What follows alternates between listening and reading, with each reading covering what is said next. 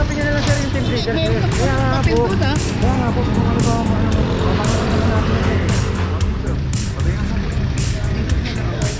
doon yan Pops, doon nakalagay. Ano ba kayo kasi sa tindahan? Mga sir, dapat po natin nilalagay, hindi dito. Kasi sir, nakisi pa yung renewal nito. Nakisi pa lang malilipat. Kasi ba yung doon sa para dati itong ginawang barangay eh. Oo, nakaklap na yan. Ngayon, kung may permit tayo MOA, pakitaan mo na doon sir sa opisina, dahil nyo na lang doon. Eh, pakita ko na lang sa iyo, boss. Ayun sir, nakaklap na po yan sir, bawal na po sa doon sa amin. Kung may permit kayo sir, dapat ilalagay po natin dito sa dashboard. Ito, oh. Ay, pakita nga sir, patingin sir. Kasi nilang gisna, ang kinagisna nilang dati, pwede tayo magparada kung saan saan.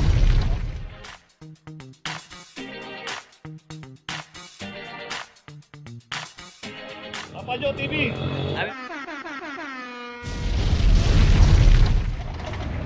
Location natin Vicente Cruz, corner Arevalo at dito isang Isuzu Crosswind 2329. Dito yung isang nagkakabit ng internet, pero ayun, nandun sila, may driver, nandun yung mga tao. Pero dito nga pagka naklam tayo, wala yung driver, unattended, matik na po yun, lalo sa kahaba ng Mabuhay Lane.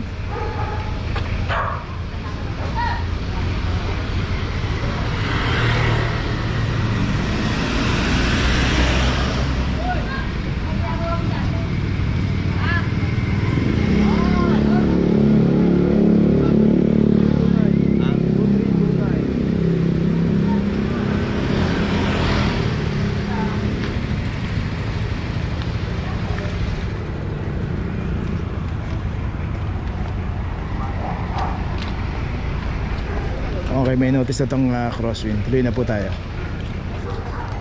Location natin Vicente Cruz, corner Florentino Street. At dito na naman yung isang Mirage dito na meron siyang MOA, pero yun nga, hindi pa rin siya nag-update. Naklam na rin nung nakarang araw to, pero dito pa rin pumarada. Hindi pa in-update yung MOA.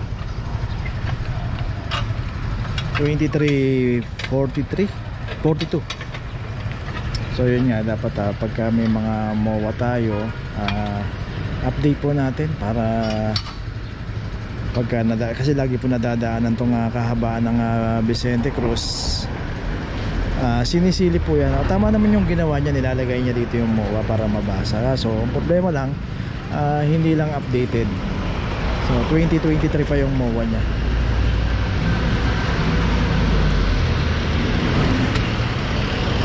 Okay, ito may notice na rin. Mag-update lang tayo ng ating mga MOA o mga permit natin sa parking. Yun lang po, tuloy na tayo. Okay, location natin Arevalo Street, corner Prudencio. Dito isang Ford Everest. Dito nakasampa to. Ito natin pinaradahan ito. Nasa ibabaw ng tulay at likuan pa naman to. Ayan. So dapat hindi itong pagkakaparada nito dito sa Arevalo. Pwede naman pumarada dyan both side. Pero pagka nandito na tayo sa tulay, kahit pagsampa, bawal na. 2331.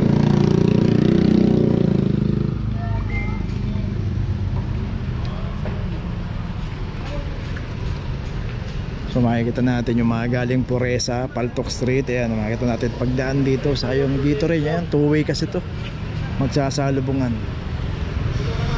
Ano ka? Arevalo Prudencio.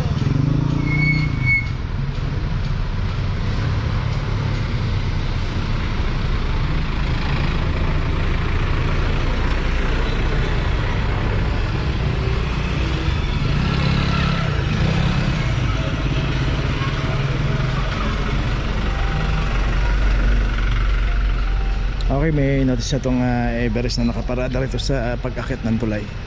Tuloy na po tayo. Location natin Tomas Mapua, corner Yuseco. At dito isang Toyota Corolla 2318. At saka itong isang Vios.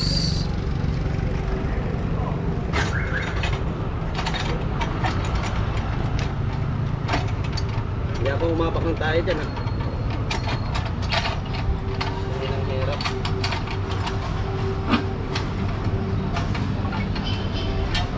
Okay, 2330.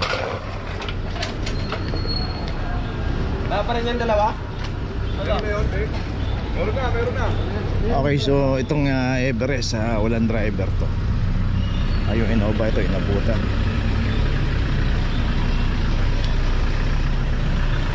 Everest 23, 28. So dito tatlo na yung nakaklap. Ayun, meron pa, yung nakabangketa ron.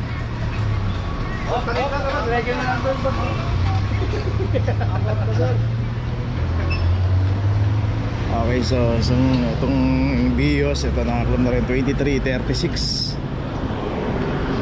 So apat na yung nakaklam dito. At dito naman sa kahabaan ng Yuseco, makikita natin dito kasi maraming negosyo rito, yung gulong. So halos karamihan kasi rito wala rin garahe talaga. Dito pagka inabutan pa ng clamping operation na naka-obstruct pa yung mga sasakyan nila rito, makaklap po talaga, lalo pagka walang driver. So yun yung isang ito, ilang beses na rin naklamp to dito. Ito may MOA to, kaso ang problema nito, doon kasi ang MOA niyan doon naka park, pero dito kasi nilipat nila rito yung isang sasakyan nila rito. So ito may clamp na rin 2345, isang delivery dito.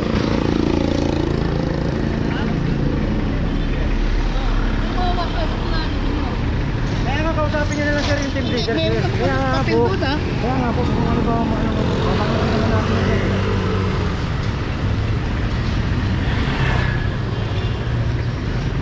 So yun, ginigit niya ulit na meron daw silang MOA.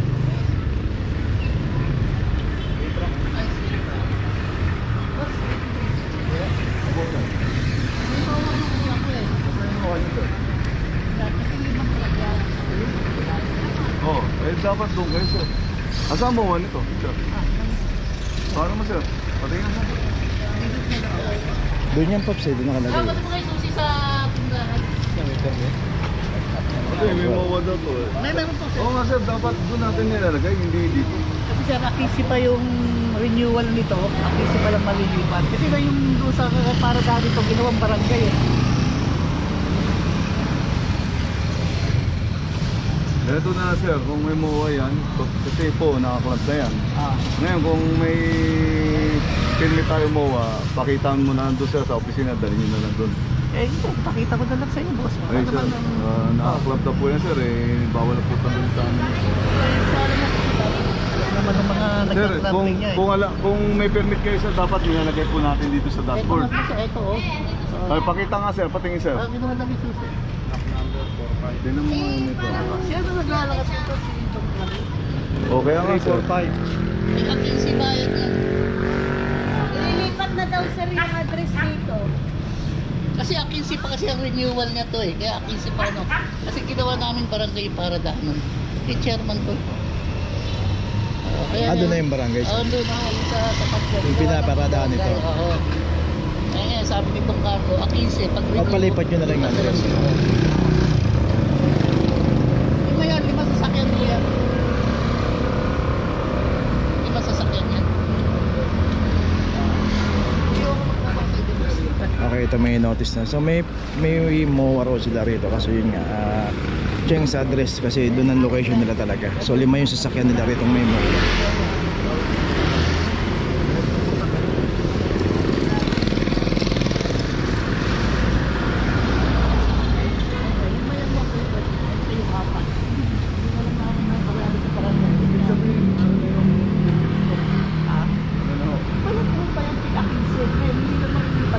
So yung puntahan pa natin dito yung iba.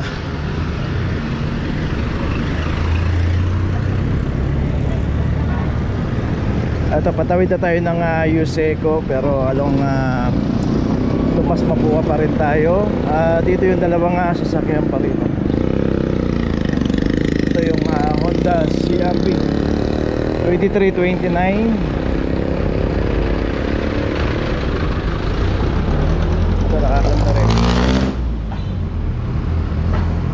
Okay, may notice na rin yung CR-V. So ito yung sinasabi ni sir na meron silang MOA rito, 4 na sasakyan. Kaya Kaya nilipat yung isang truck daw doon dahil nga rin sa yung barangay nila nalipat dito, so mahaharangan. Kasi pagka kumuha tayo ng MOA sa City Hall, ilalagay po natin kung saan po yung location, pipicturean po natin yan. So yung isang sasakyan nila doon na hiwalay. So ang renewal daw 15 pa, so wala namang maipakita ang MOA. Kaya kailangan change address na rin yung location. So yun lang po, tuloy na po tayo. Location natin na P. Margal Corner, Crisostomo. Dito isang Nissan Navara, isang Mitsubishi Strada 2337.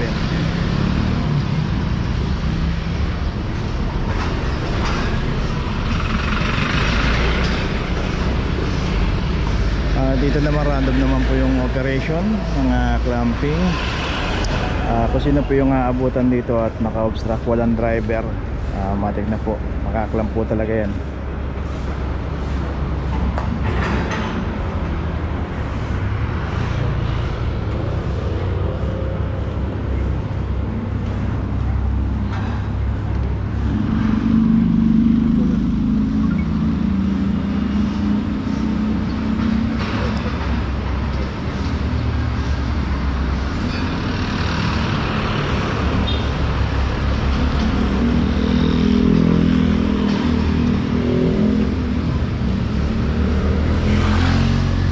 Okay, may notice na. Puntahan pa natin, meron pa ron isa.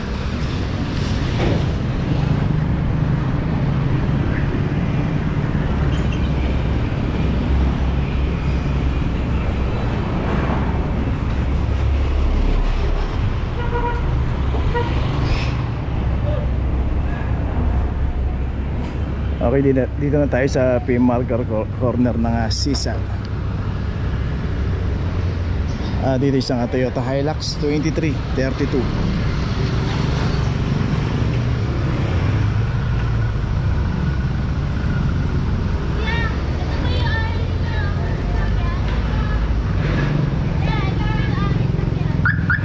Ayun, natin yung turo ni ate. May-ari daw na sasakyan. Nakaklap na po yun, ma'am, ha? Nag-hazard lang po ako. Ma'am? Nag-hazard lang po. Kumuha lang po kayo, ng ma'am? gamit. Opo. Kaso nasa bawal po tayo, ma'am. Ay, opo. Pasensya. Naka-obstruct po tayo, ma'am. Alam mo, yung P. Margal, busy road na to, ma'am. Nakita mo, kapilang Akala ko po hanggang 8 pwede. Pero kumuha lang po kasi ako ng gamit, sir. Unattended po yung sasakyan, lalo-lalo na po nasa bawal tayo, ma'am. Kaya po tayo naklam. Ngayon po, ma'am, puntahan natin ang office nyo, ma'am, para maanak na po kagad. Saan po? Sa ground floor, ma'am, ng City Hall, ma'am. Dito po sa baba.